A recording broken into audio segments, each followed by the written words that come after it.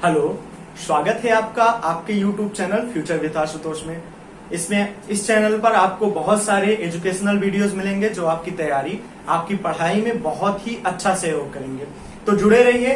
Video start करूं उसके पहले कहना चाहूंगा कि आप अगर मेरे चैनल पे नए हैं तो प्लीज सब्सक्राइब करिए और सब्सक्राइब के साथ साथ बेल आइकन जरूर दबाइएगा, जिससे मेरे वीडियोस के नोटिफिकेशन आपके पास सबसे पहले पहुंचे, किसी को भेजने की जरूरत ना पड़े। और अगर आप मेरे वीडियोस को रेगुलर देख रहे हो तो एक एहसान मुझ पे करिएगा कि इस वीडियो को हर किसी को शेयर करिएगा। बस आज का जो मैं टॉपिक चुना हूं, टॉपिक क्या है, एक नया विषय स्टार्ट कर रहा हूं मैं, पॉलिटी यानी राज व्यवस्था। राज व्यवस्था जो है उसको पढ़ने के लिए कई तरीके से पढ़ाया जाता है। राज व्यवस्था को मैंने अभी देखा है, कई लोग होते हैं कि डायरेक्ट संविधान के अनुच्छेद 1 से शुरुआत करते हैं। ये अच्छा तरीका नहीं है। मैं संविधान की स्टार्टिंग से पहले मैं संविधान सभा का गठन और उसके पीछे की पृष्ठभूमि, ऐतिहासिक पृष्ठभूमि की बातें करूंगा, तब स्टार्ट करूंगा। चलिए वीडियो स्टार्ट करते हैं। ऐतिहासिक पृष्ठभूमि, आपको याद होगा, अगर आपने इतिहास पढ़ा है तो अंग्रेज कैसे आए, भारत कैसे आए और हमें कैसे लूटा, कूटा और फिर छोड़ दिया। वैसे तो हम ये समझने की कोशिश करेंगे कि अंग्रेज किस प्रकार हमें लूटे, कूटे, बेवकूफ बनाए और लूट काट के चले गए और हमें यहाँ सांप्रदायिक दंगों में और दुनिया भर की राजनीति देख के चले गए ना। और अपने नाम के आगे जैसे लॉर्ड वगैरह लिखते थे, वो सब बातें हैं। शुरुआत में कर रहा हूँ 1600 से। 31 दिसंबर डेट है, 31 दिसंबर 1600, जब महारानी एलिजाबेथ ने चार्टर एक्ट पे सिग्नेचर किया और ईस्ट इंडिया कंपनी को भारत पर व्यापार करने का अधिकार प्रदान किया। कहानी बस वहीं से पॉलिटी के ऐतिहासिक पृष्ठभूमि शुरू होती है। 1600, मैं इन सब चीजों डेट को मिटा रहा हूं, बाद में फिर से लिख देंगे। डेट है 1600। 1600 में ईस्ट इंडिया कंपनी, भारत पहली बार ईस्ट इंडिया कंपनी आई। मैं ईस्ट इंडिया कंपनी को EIA लिखूंगा, ईस्ट इंडिया कंपनी। थोड़ा शॉर्टकट रहेगा, मुझे भी सही रहेगा, आपके लिए भी सही रहेगा। ईस्ट इंडिया कंपनी भारत आई। भारत आने के बाद वो जहांगीर के पास अकबर के राज दरबार के लिए निकली थी, लेकिन भारत पहुंचते पहुंचते अकबर खत्म हो गए थे और अंग्रेज अकबर के बजाय जहांगीर के दरबार में पहुंचे। उन्होंने कैसे अधिकार लिया, कैसे शुरुआत की, ये बातें मैं इतिहास में बातें करूंगा। अगर आप ऐसे सहयोग करते रहे तो इतिहास भी बहुत आराम से पढ़ाया जाएगा। फिलहाल आगे की बातें करते हैं। 1600 में जब वो आए तो उसके बाद 1765 में, अब मैं सीधे 1765 डेट लिख रहा हूं, 1765। याद होगा इतिहास में प्लासी की लड़ाई हुई थी। अक्सर की लड़ाई के बाद इलाहाबाद की संधि हुई थी। इलाहाबाद की संधि जिसमें ईस्ट इंडिया कंपनी और अवध के नवाब, बंगाल के नवाब और मुगल बादशाह के साथ कंपनी ने अधिकार वो किया। और 1765 में कंपनी ने बंगाल की दीवानी और राजस्व अधिकार प्राप्त कर लिए। अब दीवानी और राजस्व अधिकार क्या होता है, मैं इतिहास में बातें करूंगा बहुत अच्छे से। और 1765 के साथ बंगाल में द्वैध शासन भी चला था, ये भी बातें मैं इतिहास में करूंगा, लेक्चर लंबा नहीं करना है। 1765 में जब दीवानी राजस्व अधिकार प्राप्त हुआ, कंपनी का मेन जो विस्तार था 1765 से शुरू हुआ। 1772 में जब बंगाल में अकाल पड़ा, एक तिहाई पूरी बंगाल की आबादी खत्म होगी, तब अंग्रेजों की आंख खुले। तब अंग्रेजों ने क्या किया, सॉरी मुझे इसको मिटाना पड़ेगा एक बार, एक सेकंड होल्ड करिएगा।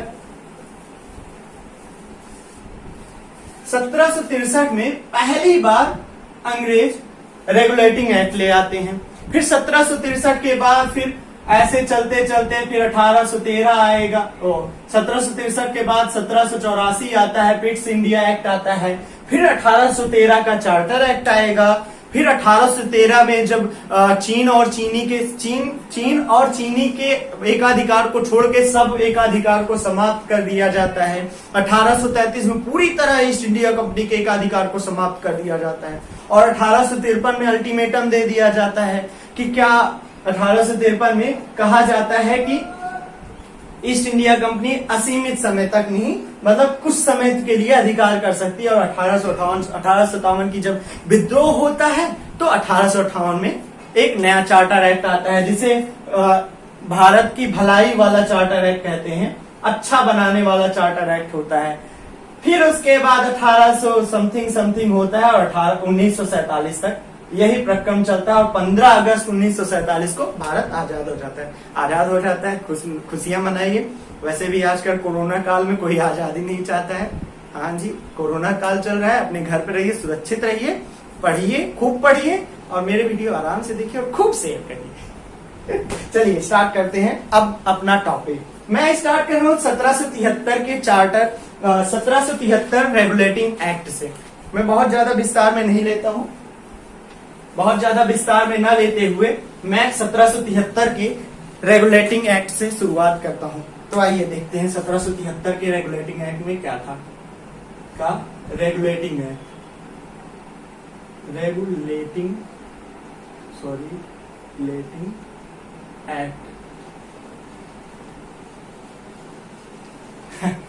मुझे हंसी आ रही है। अभी कमेंट करने की बात की तो एक लोगों ने हमें व्हाट्सएप किया था, सर आपका मास्क कहाँ है। भाई साहब, रूम के अंदर मैं मास्क नहीं पहनने वाला हूँ, इतना बड़ा जीनियस नहीं हूँ कि मैं रूम के अंदर भी मास्क पहनूं। सो प्लीज ऐसे वाहियात कमेंट मत करिएगा, हंसी आती है। 1773 का रेगुलेटिंग एक्ट, 1773 के रेगुलेटिंग एक्ट में क्या हुआ था? ये 1773 पहली बार ईस्ट इंडिया कंपनी के भारत आने के बाद पहली बार कोई ईस्ट इंडिया कंपनी को रेगुलेट करने के लिए कदम था। ईस्ट इंडिया कंपनी का नियंत्रण करने के लिए रेगुलेटिंग है। रेगुलेटिंग मीन्स नियंत्रण करने के लिए, नियंत्रण करने का पहला कदम था। ये पहला कदम फर्स्ट पहला कदम था ये।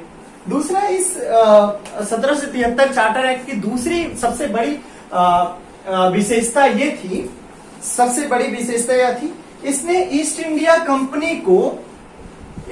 कंपनी को मान्यता दिया कि आप अधिकार कर सकते हो, मान्यता प्रदान किया। प्लस तीसरा बात है, भारत में केंद्रीय प्रशासन की नींव रखने वाला भी ये 1773 का रेगुलेटिंग एक्ट है। भारत में केंद्रीय प्रशासन की नींव रखी, इसने केंद्रीय प्रशासन की नींव रखी। सब चीज ठीक रहा, बहुत अच्छे से बीत गया। सब खुशियां मना रहे थे, लड्डू बांट रहे थे, कोई कहीं का छेना ले आ रहा था, लड्डू बांट रहे थे। उसके बाद देखा कि 1773 में ब्रिटिश अधिकारियों को लगा कि इसमें खामियां हैं। खामियों को दूर करने के लिए 1784 में एक एक्ट आया जिसे पिट्स इंडिया एक्ट कहा गया। पिट्स इंडिया एक्ट कहा गया। मैं सीरियल वाइज पढ़ाने की कोशिश कर रहा हूं। ये मैं ऐतिहासिक पृष्ठभूमि के बताने के साथ साथ मैं पॉलिटी का एक बहुत बड़ा सेशन स्टार्ट कर रहा हूं। पॉलिटी के साथ साथ ये आपको उसमें भी इतिहास में भी बहुत अच्छा खासा पार्ट रखता है। ये 1784 के पिट्स इंडिया एक्ट का बेसिक काम ये था। 1784 की बात करने से पहले मैं अभी इसकी विशेषता तो बताया नहीं। चलिए 1773 की रेगुलेटिंग एक्ट की विशेषताएं क्या थी? विशेषताएं भाई देखते हैं। चलिए, पहला नंबर, इसने बंगाल के गवर्नर जनरल नामक एक पद का, बंगाल का governor general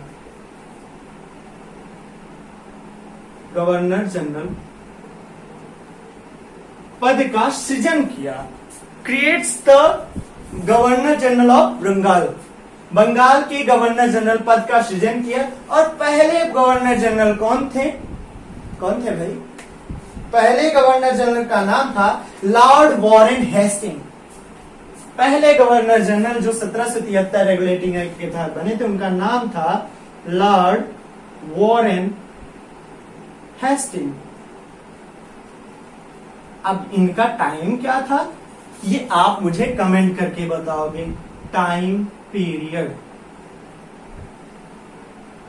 it's a work for you, comment please.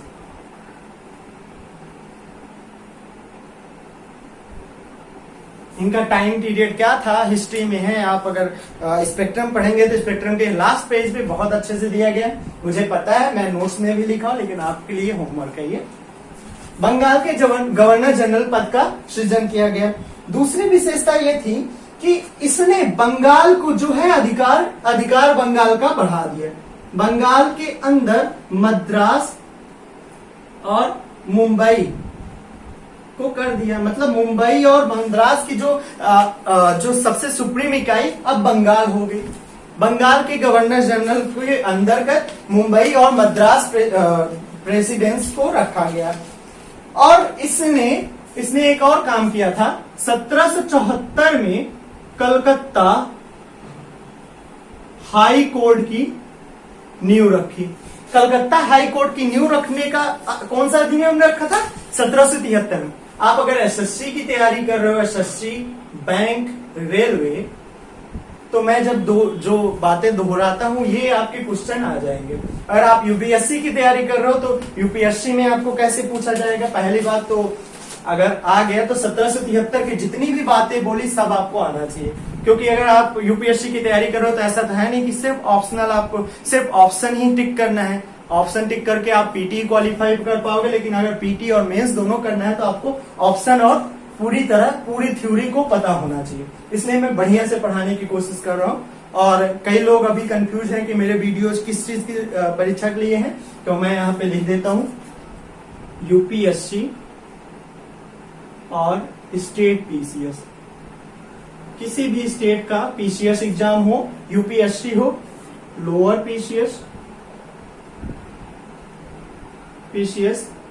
SSC, bank, railway etcetera, इन सब के लिए है। चाहे जिसके लिए भी देखना चाहो, बस आपके देखने का तरीका अलग अलग होना चाहिए, कैसे भी करना है। फिलहाल मेरा जो मेन बेसिक है, मैं इसी दोनों पे बेस करके पढ़ाने की कोशिश कर रहा हूँ। मेन हाँ, कहाँ थे हम? 1774 में इसने कलकत्ता हाई कोर्ट की स्थापना की थी, जो कि तीन जज के साथ, जिसमें एक चीफ जस्टिस हुआ करते थे और दो अन्य न्यायाधीश हुआ करते थे, चीफ जस्टिस के साथ हुआ करते थे। और इसने इसकी विशेषता में और एक पॉइंट रखूं, इसने किसी भी प्रकार की रिश्वत पर प्रतिबंध लगा दिया। क्या होता था? अंग्रेज जो थे, 1700 कब की बात कर रहे हैं? 73 की बात कर रहे हैं। 1770 में फर्रुखसियर से एक फरमान जारी करवाया था अंग्रेजों ने, जिसमें अंग्रेज जो थे बंगाल के पूरे क्षेत्र में, बंगाल क्या हुआ करता था इतिहास में बताएंगे। बंगाल, आज का बांग्लादेश, पश्चिम बंगाल और बिहार और उड़ीसा और असम वाले प्रदेश को मिला के बंगाल बोला जाता था। इतना लंबा क्षेत्र था, मतलब बिहार, उड़ीसा, पश्चिम बंगाल और बांग्लादेश और असम जैसे पहाड़ी क्षेत्रों को मिला के पूरे को बंगाल बोला जाता था। उस समय जब 1717 में अंग्रेजों ने फर्रुखसियर से एक फरमान जारी कराया था, जिसमें अंग्रेज कहीं भी आने जाने के लिए कर मुक्त हो गए थे। तो वो क्या करते क्या थे कि वो अपने जो फरमान था, फरमान की फोटोकॉपी कह दीजिए या फरमान का कैसे भी करके, अपने फरमान पे भारतीयों और अन्य विदेशियों को भी भेज देते थे, जिससे वहां के नवाब, बंगाल के नवाब को नुकसान होने लगा था। और इसमें रिश्वतखोरी बहुत ज्यादा हुआ करती थी। 1773 में इस बात को ध्यान में रखते हुए रिश्वत पर प्रतिबंध लगा दिया गया। और साथ ही साथ कंपनी को देखने के लिए कोर्ट ऑफ डायरेक्टर्स, निर्देशक मंडल का गठन किया गया, जो कि कंपनी के रहन सहन, काम करने के तरीकों को ध्यान में रखता था। चलिए, अब 1773 का जब एक्ट पारित हो गया, 1773 का एक्ट पारित होने के बाद इसमें कुछ कमियां रह गई, कुछ अनसुनी सी रह गई, कुछ अनकही सी रह गई। गाना नहीं गा रहे, अनसुनी अनकही सी कुछ कमियां रह गई। उस कमियों को पूर्ण करने के लिए 1781 में कुछ संशोधन पारित किया गया। 1781 में कुछ संशोधन पारित किया गया। और उसी का परिणाम, उन्हीं संशोधनों का परिणाम 1784 में आया। 1784 में पिट्स इंडिया एक्ट नाम से, पिट्स इंडिया एक्ट के नाम से पारित हुआ। पिट्स इंडिया एक्ट के नाम से पारित हुआ। इसके बारे में और विशेष चर्चा हम इतिहास में करेंगे, लेकिन फिलहाल छोटा छोटा पॉइंट करके ही बातें करेंगे। इसका मुख्य उद्देश्य क्या था पिट्स इंडिया एक्ट का? इसका मुख्य उद्देश्य था कि जो 1773 का रेगुलेटिंग एक्ट है उसकी कमियों को दूर किया जाए। तो अगर यहाँ पे आप पॉइंट लिखना चाहो तो लिख दीजिए 1773 के रेगुलेटिंग एक्ट की कमियों को दूर करने के लिए लाया गया था। इसकी विशेषताएं बताने से पहले इसके बारे में मैं चर्चा इसलिए करूंगा। इसकी मुख्य बात क्या थी? इसने भारत को पहली बार भारतीय क्षेत्र को इसने ब्रिटिश आधिपत्य भारत के रूप में स्वीकार किया। ब्रिटिश आधिपत्य भारत, ब्रिटिश अधिकृत कहते हैं, आधिपत्य ये लिखा है तो मैं आधिपत्य लिख रहा हूं, भारत या अधिकृत भारत, दोनों का मतलब हो गया। और इसने ईस्ट इंडिया कंपनी पर 1773 में ही शुरू हुआ था, लेकिन ईस्ट इंडिया कंपनी का पूरी तरह पूर्ण नियंत्रण स्टार्ट कर दिया 1784 के पिट्स इंडिया एक्ट में। इसकी विशेषताएं ये है कि इसने ईस्ट इंडिया कंपनी के वाणिज्यिक कार्यों को, मतलब बाजारी मार्केट वाले कार्य को अलग कर दिया, और साथ साथ बोर्ड ऑफ कंट्रोल, इसने बोर्ड ऑफ कंट्रोल, इसके पहले कौन था? Board of directors. इसने बोर्ड ऑफ कंट्रोल का गठन किया जो सीधे संसद सदस्य द्वारा नामित होता था और इस कंपनी पर ध्यान रखता था। अब देखिएगा बात, मजे वाली बात देखिएगा, 1784 ने ये बना दिया और 1773 ने बोर्ड ऑफ डायरेक्टर्स बना दिया। और ये दोनों अभी जाके कब खत्म होंगे जानते हैं? 1858 में खत्म होंगे। अभी बताऊंगा, इसकी बात अभी कर रहा हूं। धीरे धीरे चलते हैं, मजा लेते हुए क्या मतलब है बहुत जल्दी चलने की। चलिए 1833, 1784 हो गया।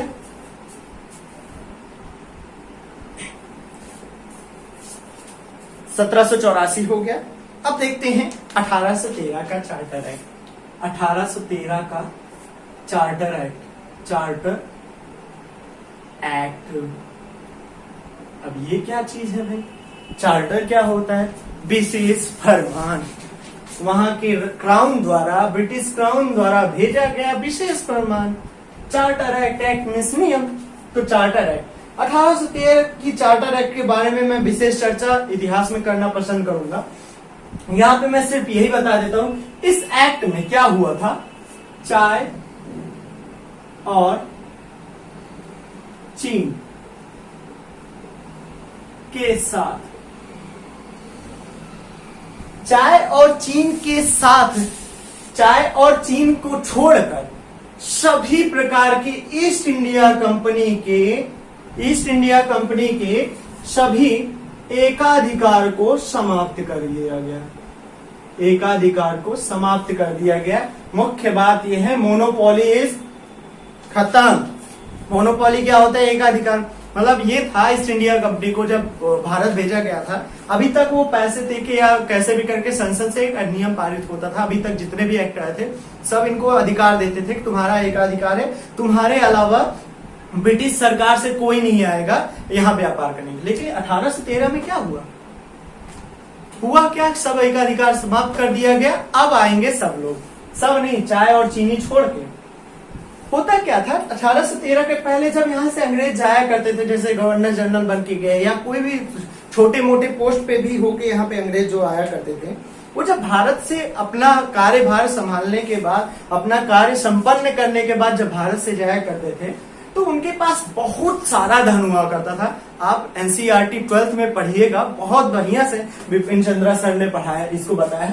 उनके पास बहुत विशेष धन हुआ करता था। उसको देख के अन्य अंग्रेज जलन करने लगे। जलन क्या न करते? क्योंकि ईस्ट इंडिया कंपनी अब शक्तिशाली होने लगी थी। शक्तिशाली होने लगी थी और क्राउन को डर था, क्राउन और संसद पार्लियामेंट को डर था कि ईस्ट इंडिया कंपनी कहीं इतना ना शक्तिशाली हो जाए कि ब्रिटिश सरकार ब्रिटेन में जाके लंदन के क्राउन और संसद को उखाड़ फेंके। इसलिए ये सब जो रायता फैलाया जा रहा है, ये सब कोई विशेष काम के लिए नहीं, ये तो अंग्रेज खुद डर रहे थे अंग्रेजों से कि ऐसा न हो कि अंग्रेज हमें ही दबाने लगे। ये हुआ था कहानी में। कहानियां बहुत अच्छी है।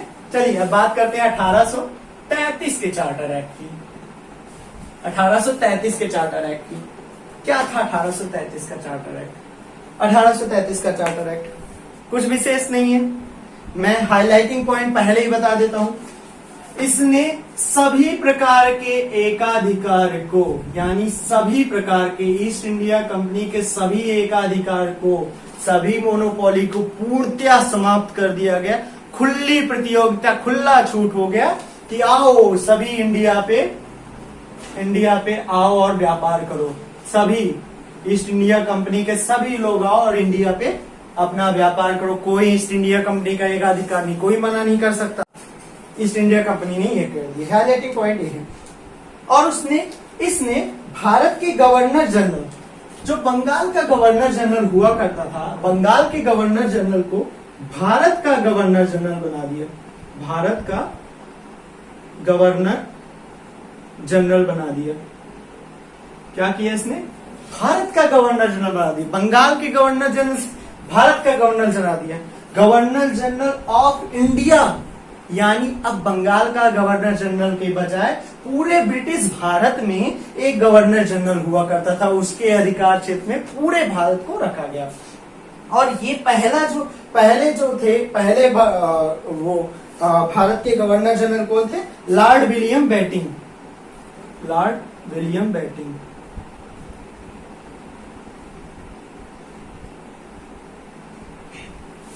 अच्छा, किसी के पास भगवान का नंबर है? थोड़ा बोल दो, दिल्ली में बारिश करवा दे। बहुत गर्मी हो रही है, देख रहे हैं एकदम पसीने में भीग गया हूँ।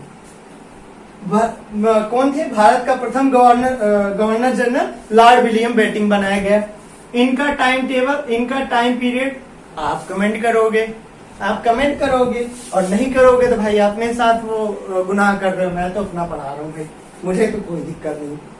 और इसने क्या किया? इसने केंद्रीकरण की शुरुआत की। केंद्रीकरण की शुरुआत करने की कोशिश की, केंद्रीकरण की शुरुआत की।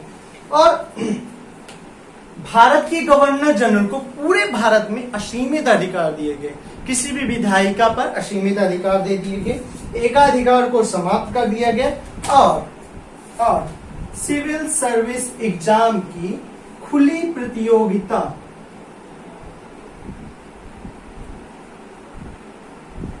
प्रतियोगिता का आरंभ करने का प्रयास किया। आरंभ नहीं हुआ, प्रयास किया, लेकिन बोर्ड ऑफ डायरेक्टर के हस्तक्षेप के कारण, बोर्ड ऑफ डायरेक्टर्स, मैं बीओडी लिख दिया करूंगा, समझ जाएंगे आप। बीओडी, बोर्ड ऑफ डायरेक्टर के हस्तक्षेप के कारण इसके प्रयास को असफल हो गया। ये असफल हुआ। अब चलिए, मुख्य बातें हो गई ईस्ट इंडिया कंपनी 1813 के चार्टर एक्ट की। अब बातें करने चले हैं 1853 के चार्टर एक्ट की। 1853 के चार्टर एक्ट की मैं शॉर्टकट में पढ़ाने की कोशिश कर रहा हूँ और शॉर्टकट के साथ साथ ये भी कोशिश कर रहा हूँ कि आपको पूरी बातें एक बार मोटी आइडिया लग जाए, जिससे मैं जब संविधान सभा की बातें करूं, संविधान सभा की, तो अच्छा रहे। संविधान सभा और संविधान का गठन अच्छे से हो सके। फिलहाल बातें बढ़ाते नहीं है, बातें करते हैं कम है। स्टार्ट करते हैं 1853 के चार्टर एक्ट। 1853 की चार्टर एक्ट की सबसे हाईलाइटिंग पॉइंट क्या थी पता है? 1853 के चार्टर एक्ट में अभी तक जितने भी चार्टर एक्ट थे, सब ने 20-20 साल तक ईस्ट इंडिया कंपनी के एकाधिकार को बढ़ाया था, या ईस्ट इंडिया कंपनी के व्यापार के अधिकार को बढ़ा दिया था। मान्यता जिसको कहती हैं, जो 1773 में मिल रही थी, तब से लेके अब तक 20-20 साल पे सारे चार्टर एक्ट बढ़ा रहे थे। देखिएगा, 1773 के बाद 1793 में आया, फिर 1813 में आया, फिर 1833 में आया, हर 20 साल पे आ रहा है। फिर 1833 के बाद 1853 में आया। अभी तक हर बार 20 साल के लिए बढ़ा दिया गया। 1853 में उस अधिकार को नियमित समय के लिए नहीं, नियमित अंतराल के लिए नहीं, 20 साल के लिए नहीं,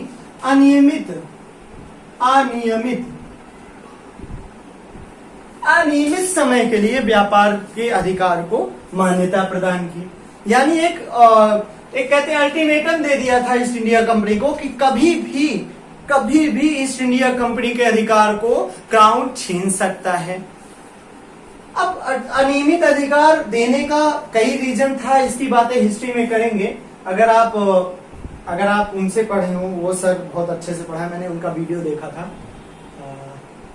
सॉरी सर का नाम ही भूल गया, कमेंट करके बता दूंगा।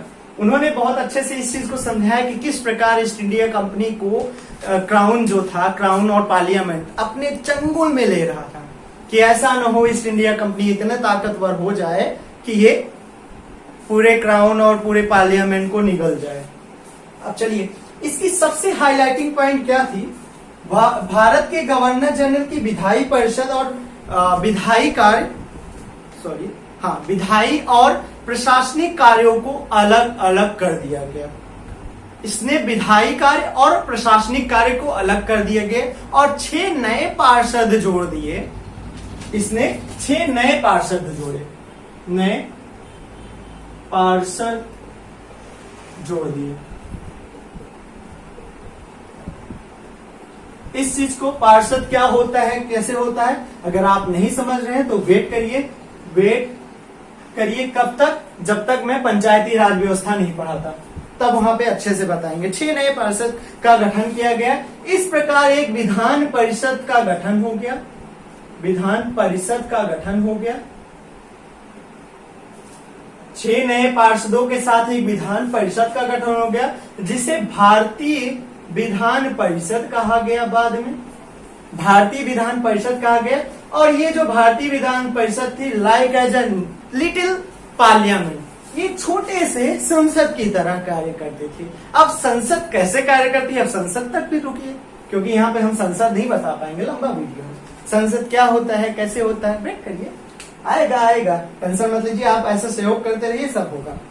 दूसरी बात, इसने जो 1833 में प्रयास किया गया था खुली प्रतियोगिता की, सिविल सर्विसेज एग्जाम की खुली प्रतियोगिता की जो शुरुआत की थी। दूसरा पॉइंट, इसका हाईलाइटिंग पॉइंट क्या है, सिविल सर्विस की खुली प्रतियोगिता का प्रारंभ कर दिया। कैसे होता था प्रतियोगिता? पहले प्रतियोगिता होती थी, उसमें सबको लंदन जाके देना पड़ता था, इंग्लिश था, हिंदी था। उसके बारे में हम सिविल सर्विस, लोक सेवा आयोग और आयोग के बारे में चर्चा करेंगे, तब बातें करेंगे, रुकिएगा इसके लिए। और इसने पहली बार केंद्रीय विधान परिषद में स्थानीय प्रतिनिधित्व का शुरुआत किया। इसने केंद्रीय विधान परिषद में, जो भारतीय विधान परिषद हम यहाँ लिखे हैं, इसमें स्थानीय परिषद की शुरुआत की।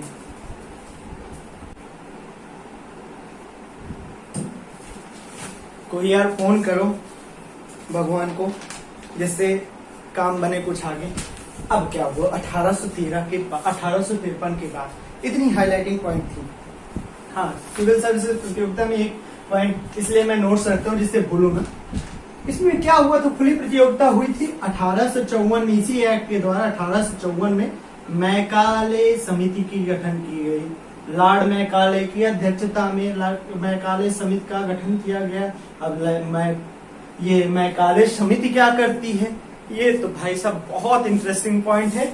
आपको इसके लिए अगर पढ़ना है ना, मैं हर वीडियो में कहूंगा मैं बहुत बेस्ट पढ़ा हूं, आप इसके लिए एनसीईआरटी की 12th एनसीईआरटी पढ़ लीजिए। मैं पढ़ाऊंगा, ऐसा नहीं है। 12th की एनसीईआरटी आधुनिक भारत बिपिन चंद्रा सर की पढ़ लीजिए। क्या समझाया उन्होंने, क्या बताया है, मतलब दिल जीत लेते हैं बिपिन सर। चलिए 1853 की बातें हो गई। अब थोड़ा सा सांस लेते हैं, क्योंकि होने वाला है एक महाविस्फोट। यहाँ पे थैनोस चुटकी नहीं, यहाँ पे सिपाही अपनी चुटकी बजाएंगे। अब मंगल पांडे आएंगे और 1858 की क्रांति होगी, जिसे कुछ लोग कहते हैं कि भारत का प्रथम स्वतंत्रता संग्राम था, और कुछ लोग क्या कहते हैं, क्या नहीं कहते, लेकिन ये है कि भारत की आजादी की लड़ाई की पहली लड़ाई 1858 में की गई थी, और वो भी बिना सोचे समझे की गई थी। और भारत में ब्रिटिश जो ईस्ट इंडिया कंपनी थी उसकी नींव उखाड़ के फेंक दिया। 1858 की क्रांति, 1857 की क्रांति हुई। 1857 की क्रांति के बाद 1857 की क्रांति हुई, उसके बाद 1858 में एक चार्टर एक्ट पारित किया गया। अब देखिएगा, अब शुरू होता है नया खेल। क्या होता है? नया खेल। कैसे? 1858 का चार्टर एक्ट शुरू किया गया। इसने 2-3 काम तो बहुत अच्छे किए। इस चार्टर एक्ट के बाद क्राउन ने घोषणा की भारतीय क्षेत्र में, मतलब अब ईस्ट इंडिया कंपनी, क्राउन ने घोषणा की कि अब ब्रिटिश सरकार भारत के किसी क्षेत्र का जबरदस्ती विलय नहीं करेगी। साथ ही साथ बोर्ड ऑफ डायरेक्टर और बोर्ड ऑफ कंट्रोल को खत्म कर दिया गया। बोर्ड ऑफ डायरेक्टर और बोर्ड ऑफ कंट्रोल को खत्म कर दिया गया। इसके स्थान पे भारत राज्य सचिव कहूं, चाहे सचिव कहूं, चाहे भारत का राज्य सचिव कहूं, सब एक बात है। भारत का राज्य सचिव नामक पद किया गया, जो 15 सदस्यीय सलाहकार समिति का अध्यक्ष होता था। 15 सदस्यीय सलाहकार समिति का अध्यक्ष होता था। अब 1858 ने ईस्ट इंडिया कंपनी को समाप्त कर दिया और सारे अधिकार, ईस्ट इंडिया कंपनी से सारे अधिकार क्राउन यानी राजा, ब्रिटिश राजा को हस्तांतरित कर दिया गया। अब भारत पर सीधे क्राउन का राज शुरू हो गया। और साथ ही साथ भारत के गवर्नर जनरल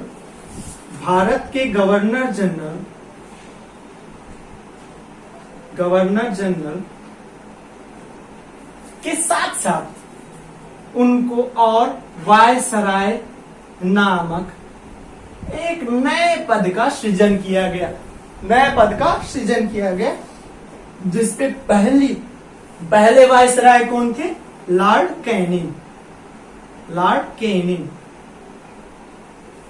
कैनिंग को पहला वायसराय बनाया गया। इतनी बातें 1857 की क्रांति के बाद की गई। 1857 की क्रांति जो थी, उसके द्वारा ईस्ट इंडिया कंपनी को खत्म करने के लिए 1858 की चार्टर एक्ट लाया गया, जिसने बोर्ड ऑफ कंट्रोल और बोर्ड ऑफ डायरेक्टर को खत्म करके भारत सचिव नामक पद किया। भारत सचिव 15 सदस्यीय सदस्यों का एक सलाहकारी समिति का अध्यक्ष हुआ करता था, जो सलाह देता था। ईस्ट इंडिया कंपनी को पूरी तरह समाप्त कर दिया गया और ईस्ट इंडिया कंपनी के सारे अधिकार क्राउन के ऊपर कर दिए गए। और इस क्राउन द्वारा अधिकार जो भी किया जाता था, जितने भी नौकरशाह थे, उनके खर्चे के जो ब्याज था, खर्च थे, वो भारत सरकार पर भारित कर दिया गया। मतलब देखिएगा, बहुत चालाकी से हो रही है। उसके बाद यहाँ पे भारत में क्राउन का आगमन होता है, वो सम्मेलन होते हैं, वो सब बातें इतिहास में बहुत अच्छे से की जाएगी। अब 1858 की क्रांति के बाद तो आपको बता दिया, अब क्राउन शासन करेंगे। उसके बाद भी सुधार होना था, ऐतिहासिक पृष्ठभूमि है, इतनी जल्दी नहीं खत्म होता। अब 1861 का एक चार्टर एक्ट आया का चार्टर एक्ट।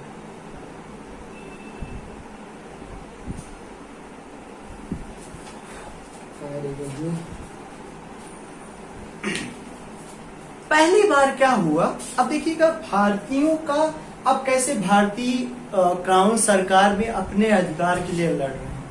अब लड़ाई तो मैं इतिहास में बताऊंगा, लेकिन उसका परिणाम जो है, वो जो पेज पे, जो लिखित रूप से जैसे इस पेज पे लिखा गया है, उसको मैं बताऊंगा, जो चार्टर एक्ट के द्वारा हुआ। 1861 में सबसे पहला काम, जो शुभ काम हुआ, कि कानून बनाने की प्रक्रिया में भारतीयों का प्रतिनिधित्व शुरू होने लगा। भारतीयों का जो कानून बनते थे, जो नियम कानून बनते थे, उसमें भारतीयों की बात सुनी जाने लगी, अभी तक नहीं सुनी जाती थी। और इसने पहली बार गवर्नर जनरल ने, वायसराय जो हुआ करते थे, वायसराय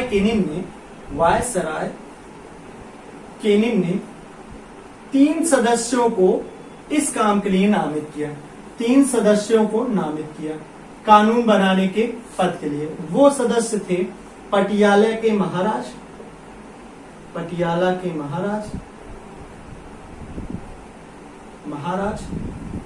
और कहा थे, बनारस के राजा,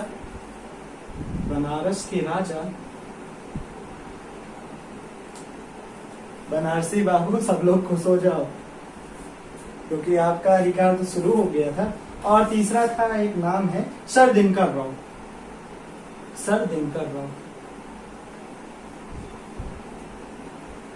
मैं नोट्स इसलिए अपने साथ रखता हूँ कि ऐसा कुछ हो कि जिससे आप छूट जाए, मुझे बाद में लगता है यार मैं ये बताना भूल गया।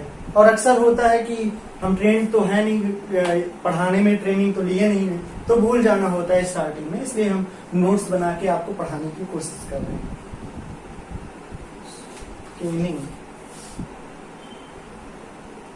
Lord Canning. और इसने एक काम और किया, एक काम ये हो गया हाइलाइटिंग पॉइंट। दूसरा काम, बम्बई को पुनः बम्बई बना दिया गया, यानी बम्बई को पुनः अधिकार देके विकेंद्रीकरण की शुरुआत की गई। कोलोनाइजेशन की शुरुआत इस एक्ट ने कर दिया। अब क्या होता है विकेंद्रीकरण? वेट करिए, इतिहास तक वेट करिए या कमेंट करिए अगर आपको आ रहा है तो, ये होमवर्क नहीं है। चलिए 1861 के बाद क्या हुआ? 1861 के बाद 1892 पे आते हैं।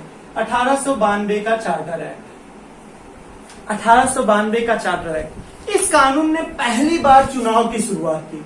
इस जो काम अभी कानून बनाने की प्रक्रिया होती थी, इसके अलावा भारतीयों को बजट पर बोलने का अधिकार, बजट पर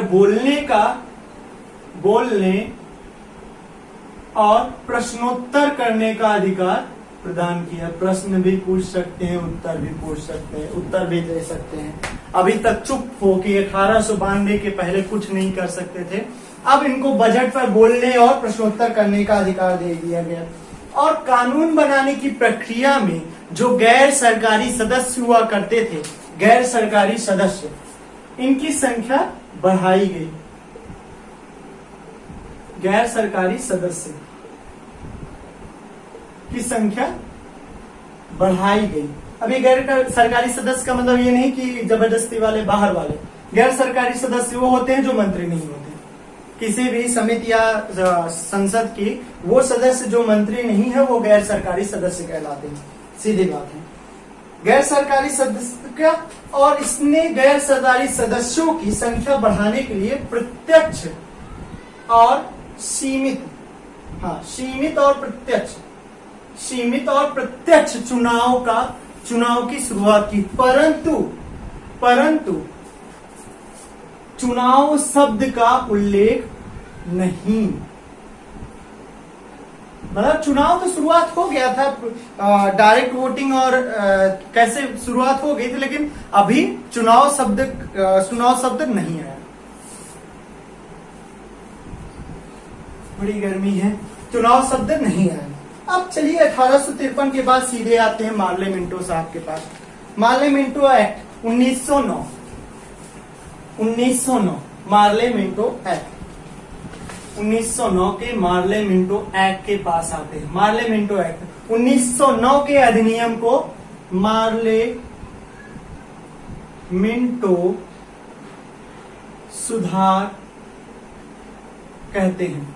मार्ले साहब उस टाइम भारत सचिव हुआ करते थे, भारत सचिव थे, और मिंटो साहब जो थे वो वायसराय थे। इसलिए इस एक्ट का नाम किया गया। इस 1909 का जो सबसे हाईलाइटिंग पॉइंट मुझे जो लगता है, सबसे ज्यादा हाईलाइटिंग, इसने सांप्रदायिकता की शुरुआत की, सांप्रदायिक फूट डालने की शुरुआत इसने एक्टिंग की। इसने पहली बार मुस्लिम संप्रदाय को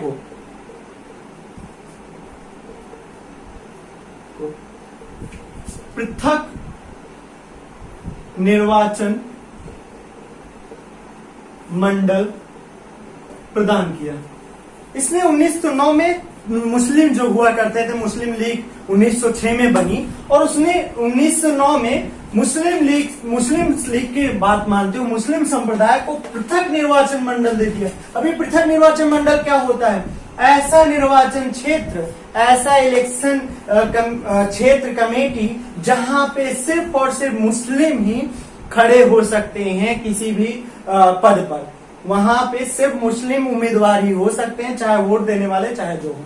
मुस्लिम संप्रदाय को अलग निर्वाचन क्षेत्र प्रदान किया, और इस एक्ट ने केंद्रीय और प्रांतीय विधान परिषद की संख्या बढ़ा दी। केंद्रीय और प्रांतीय विधान परिषद की संख्या इसने बढ़ा दी। केंद्रीय परिषद को 16 से 60 कर दिया, संख्या 16 से 60 कर दिया। और राज्य परिषद, जो प्रांतीय परिषद हुआ करती थी, प्रांतीय परिषद की संख्या जो थी हर प्रांत में अलग अलग थी, असमान थी, असमान कर दिया। इसने दोनों परिषदों में चर्चा करने का दायरा बढ़ा दिया, प्रश्नोत्तरों की संख्या बढ़ा दी। जैसे अनुपूरक प्रश्न होते हैं, पूरक प्रश्न होते हैं, ये सब बातें बजट में पढ़ाई जाएंगे आपको। सत्येंद्रनाथ सिन्हा को वायसराय की कार्यपालिका का प्रथम भारतीय सदस्य चुना गया। सत्येंद्रनाथ मिश्रा, सत्येंद्रनाथ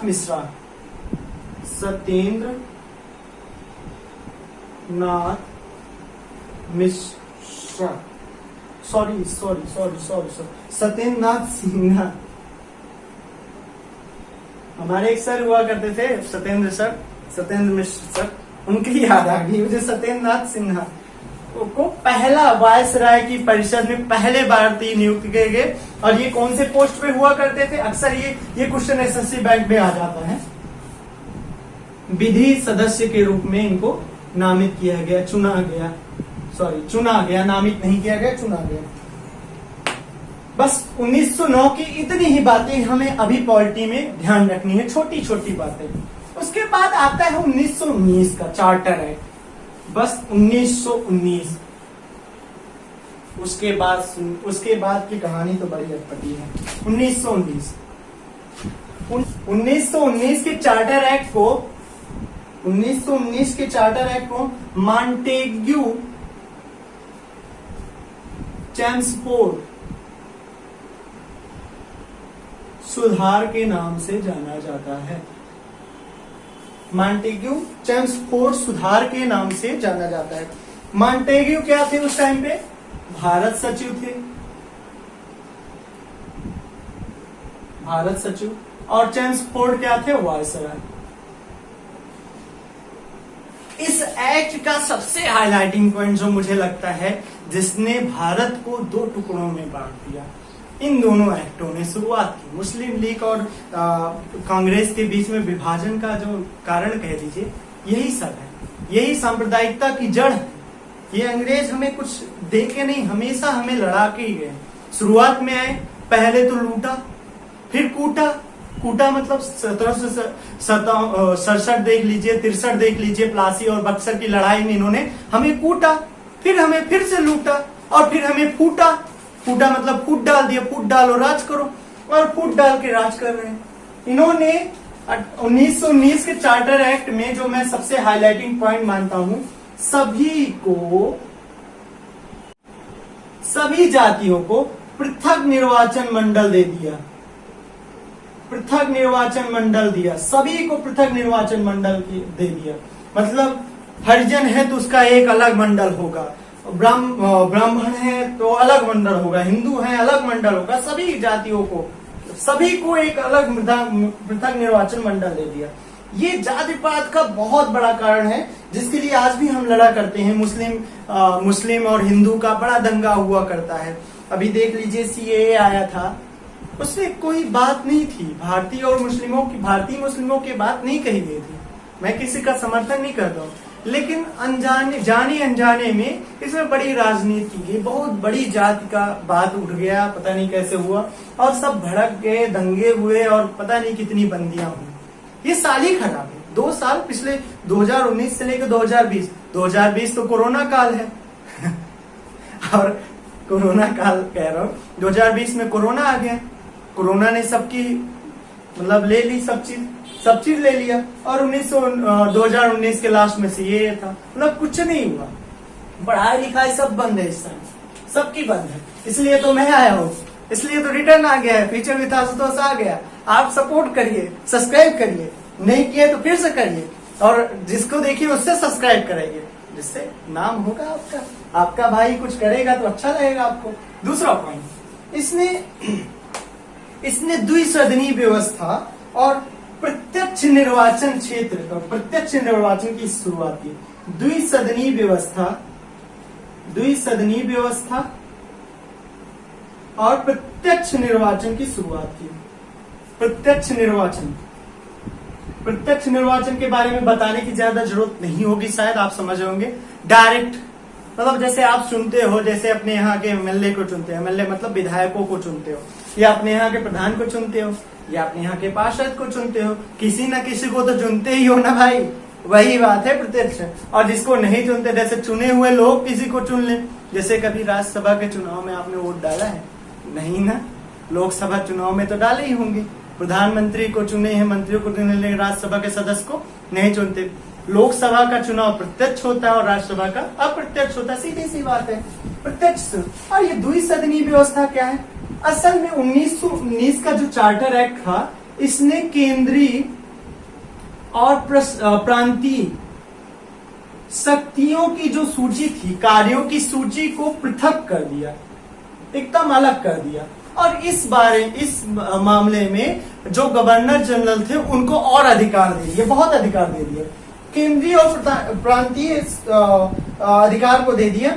और इसने लोकसभा और राज्यसभा जैसे चीजों की शुरुआत कर दी, मतलब नाम अलग थे, कुछ और शुरुआत कर दी। वायसराय की कार्य परिषद में 6 में से, तीसरा पॉइंट है ये, 6 में से 3 सदस्य भारतीय होने की आवश्यकता को व्यक्त किया। मतलब अब क्या थी?